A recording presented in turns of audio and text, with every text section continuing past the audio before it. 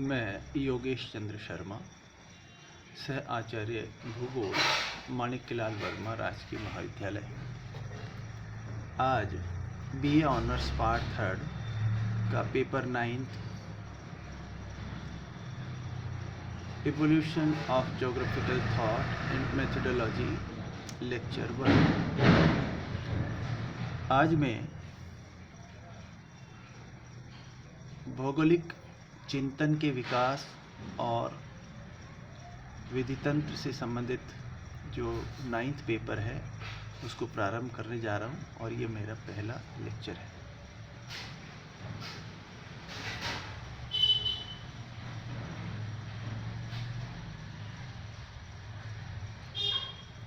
भूगोल की प्रकृति एवं विषय क्षेत्र।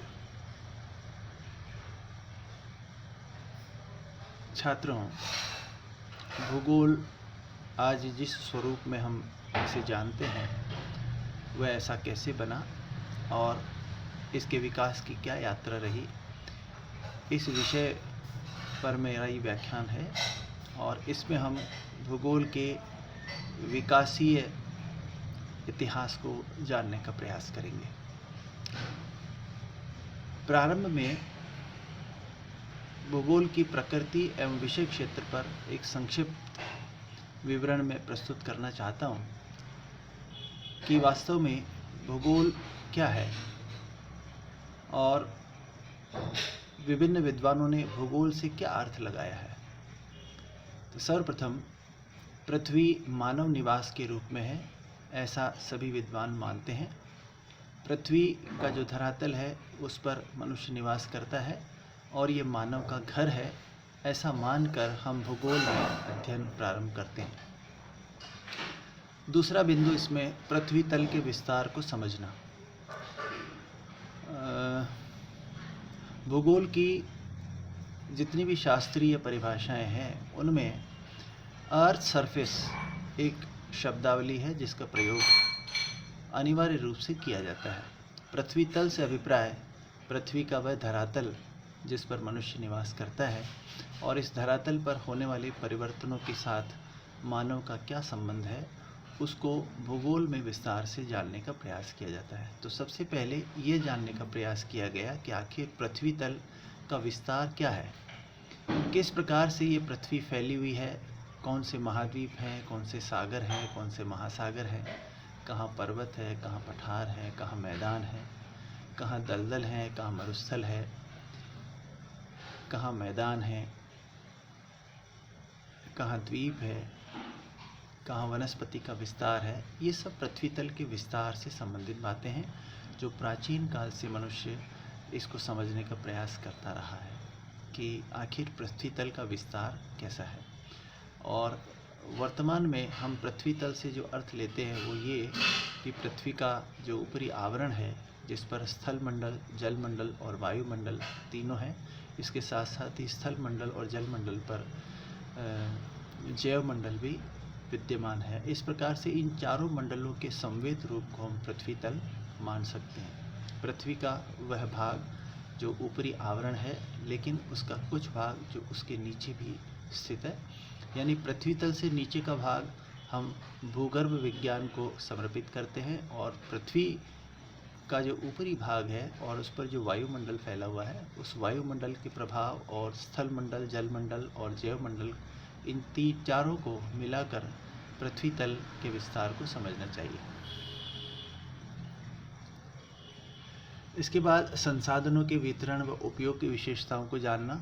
इस पृथ्वी तल पर जो विभिन्न प्रकार के प्राकृतिक संसाधन उपलब्ध हैं उन संसाधनों का वितरण किस प्रकार का है, कहाँ ज़्यादा है, कहाँ कम है, कौन सा संसाधन कहाँ उपलब्ध है, उसकी उपयोगिता और विशेषताओं को जानना। यानी किसी स्थान विशेष पर उपलब्ध जितने भी प्राकृतिक संसाधन हैं उनका वहाँ के मानव समुदाय ने किस प्रकार से उपयोग किया और उसके उपयोग से उन्होंने किस प्रकार की सांस्कृतिक विशेषताओं को जन्म दिया, ये जानने का कार्य भी भूगोल की प्रकृति में निहित है। भूगोल का प्रारंभिक उद्देश्य पृथ्वी तल के तत्वों को समझना पृथ्वी तल का वर्णन व उसका सत्यापन करना है। इसमें पृथ्वी तल के बारे में मैंने भी आपको बताया। पृथ्वी तल के तत्व क्या हैं? पृथ्वी तल धरातल है, पृथ्वी तल महासागर है, पृथ्वी तल वायुमंडल है, पृथ्वी तल जैवमंडल है। इन सभी मंडलों के विभिन्न घटकों को, उनके तत्व जानना चाहिए और उनको समझना, यानी वे किस प्रकार से कार्य करते हैं, किन नियमों के तहत संचालित होते हैं और एक दूसरे से उनका क्या संबंध है, क्या प्रभाव है, उसके कार्य कारण संबंधों को समझना। ये पृथ्वी तल के तत्वों को समझने का अभिप्राय है। पृथ्वी तल का वर्णन यानी कहाँ पर कैसा है, किस प्रकार का उसका विस्तार है, उसे समझना, उसका वर्णन करना और वास्तव में वहाँ जाकर उसे देखना और उसका सत्यापन करना कि जो विवरण हमने प्रस्तुत किया है वह सही है अथवा नहीं है। तो पृथ्वी के धरातल को जानने का यह कार्य वास्तव में भौतिक भूगोल से संबंधित है, यानी पृथ्वी का वह भाग जो प्रकृति से संचालित है, प्रकृति ही है, उसे समझना, वह किन नियमों से संचालित होता है, किस प्रकार के भौतिक नियम वहाँ लागू होते हैं और उनका क्या प्रभाव है, उसको जानना। मूल रूप से यह कार्य हम भौतिक भूगोल में करते हैं। इसके बाद दूसरा पक्ष आता है मानव और वातावरण के समायोजन को समझना। भूगोल का उद्देश्य मानव और पृथ्वी तल के संबंधों को समझना, विश्लेषण करना, उसे परिभाषित करना है और ऐसी स्थिति में मानव और वातावरण के समायोजन को समझना आवश्यक है। और भूगोल की प्रकृति में यह अंतर्निहित है कि मानव और प्रकृति के समायोजन को किस प्रकार से उद्घाटित किया जाए। सामान्यतः ये देखा जाता है कि भौतिक धरातल के ऊपर या भौतिक जो वातावरण है उस पर किसी स्थान विशेष पर निवास करने वाले मानव समुदाय ने उन संसाधनों का, उन भौतिक वातावरण के साथ अपना कैसा सामंजस्य स्थापित किया और अपनी संस्कृति का विकास किया है, जो सांस्कृतिक भूदृश्य के रूप में उस धरातल पर हमें दिखाई देती है। तो इस प्रकार से मानव और वातावरण के समायोजन को समझना भूगोल के केंद्रीय विचारों में से एक है। संसाधनों के शोषण से उत्पन्न पर्यावरणीय समस्याओं को समझना, ये एक नए प्रकार का, या यूँ कहना चाहिए कि एक नवीन प्रवृत्ति है कि मनुष्य ने प्रकृति से प्राप्त संसाधनों का अपने उद्देश्यों के लिए उपयोग किया, दोहन किया और अंततः वह शोषण की स्थिति में आ गया है और इससे पर्यावरण में जो एक असंतुलन पैदा हुआ है और विभिन्न समस्याओं से हम जूझ रहे हैं, उन समस्याओं को समझना और किस प्रकार से उन समस्याओं का निराकरण करना, ये भी भूगोल की प्रकृति और विषय क्षेत्र का एक केंद्रीय भाग अब बन गया है। तो संसाधनों का उपयोग, संसाधनों के शोषण से उत्पन्न पर्यावरणीय समस्याओं को आइडेंटिफाई करना, समझना, उन्हें इंगित करना और उनके वो समाधान जो वास्तव में अनुकरणीय है, उन समाधानों को प्रस्तुत करना, यह भी भूगोल की प्रकृति और विषय क्षेत्र का एक प्रमुख केंद्रीय विचार बन गया है। क्षेत्रीय संदर्भों में मानव की समस्याओं को समझना, निराकरण करना व जीवन की गुणवत्ता में वृद्धि करना। जैसा कि हम सब जानते हैं, सभी मानविकी विज्ञानों में जीवन की गुणवत्ता में वृद्धि करने का केंद्रीय विचार रहता है और भूगोल में भी यह एक अंतर्निहित विचार है कि हमें मानव की जीवन गुणवत्ता में वृद्धि करनी है। और दूसरी बात कि भूगोल की प्रकृति में एक जो इसके पैतृक गुण है, उसमें इसे एक क्षेत्रीय विज्ञान माना जाता है। क्षेत्रीय विज्ञान से अभिप्राय, यदि मानव की कोई क्रिया क्षेत्र के संदर्भ में परिभाषित या विश्लेषित की जाती है तो वह सहज रूप से भूगोल का विषय क्षेत्र बन जाता है।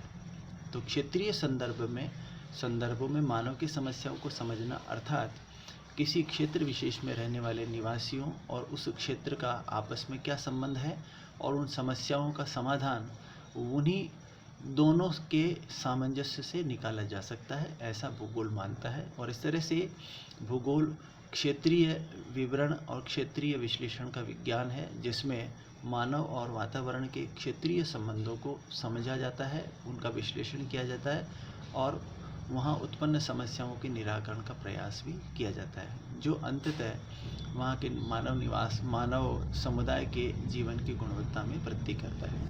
तो इस प्रकार से हमने भूगोल की प्रकृति और विषय क्षेत्र को संक्षेप में उसके विस्तार को जानने का प्रयास किया।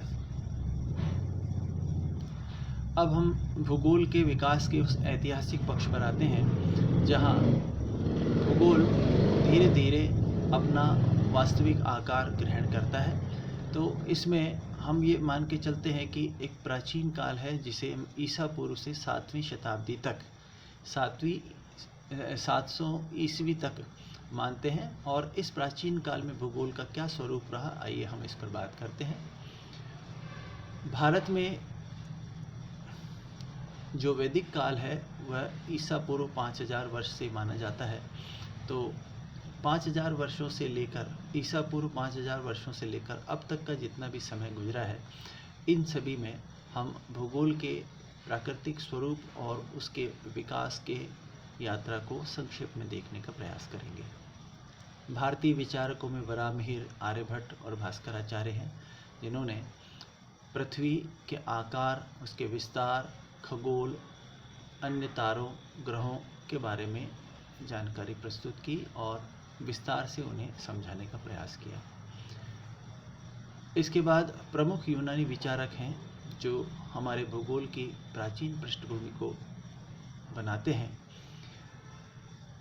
जैसा कि हम सब जानते हैं कि सभी मानविकी विज्ञानों में प्राचीन यूनानी विचारकों का प्रमुख स्थान रहा है, यानी कोई भी विषय जो प्रारंभ होता है उसमें हम यूनानी विचारकों के विचार पढ़ते हैं।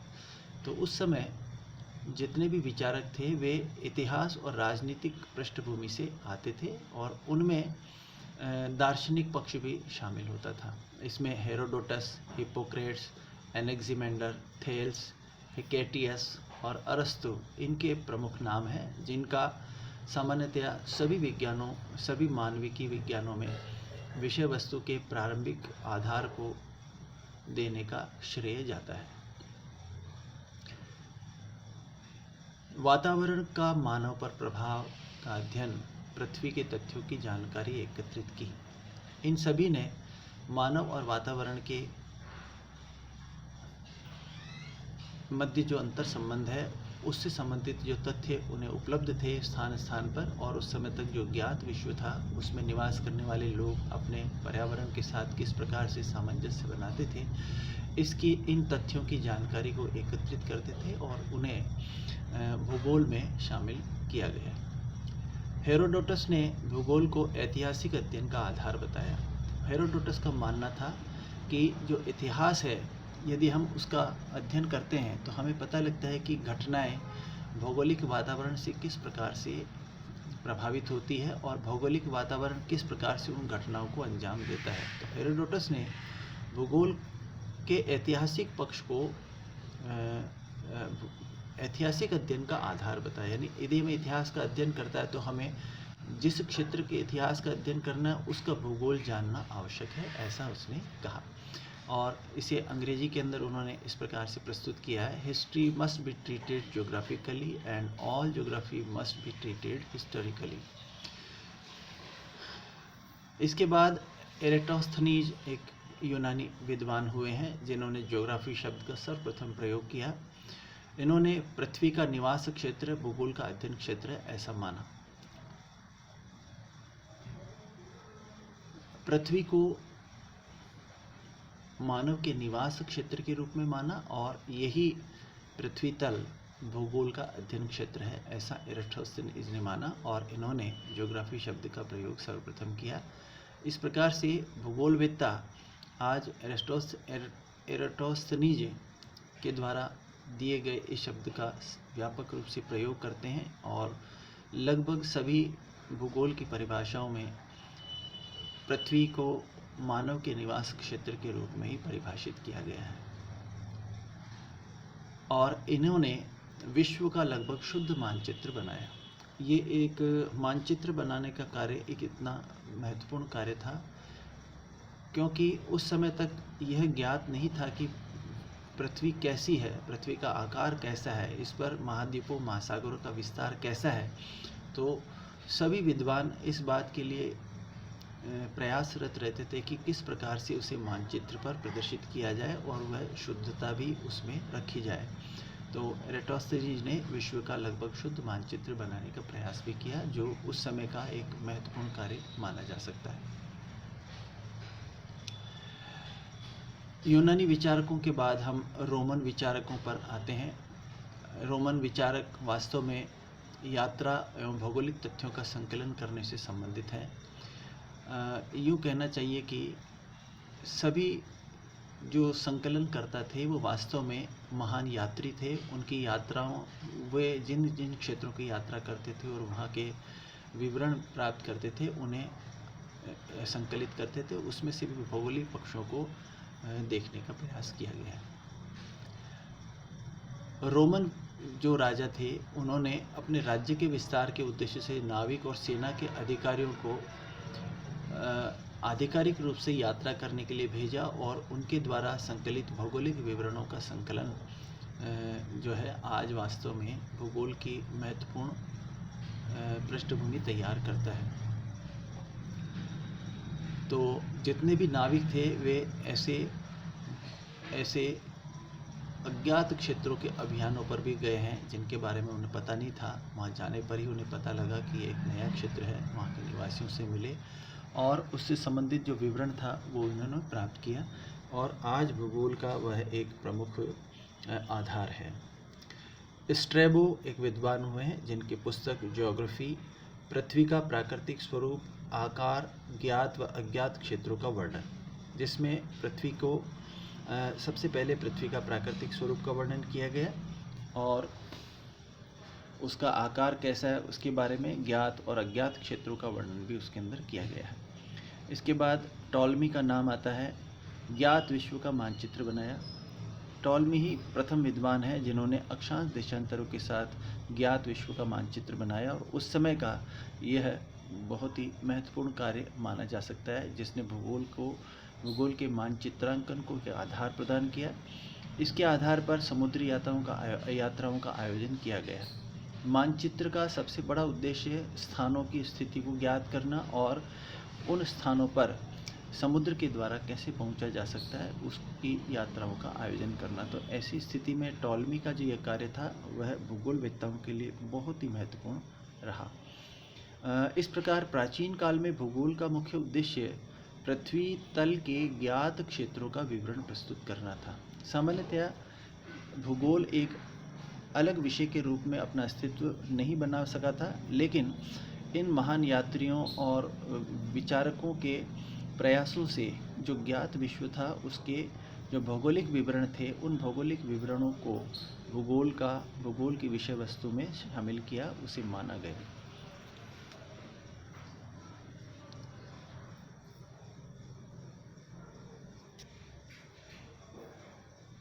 अगला लेक्चर हम कल प्रस्तुत कर पाएंगे।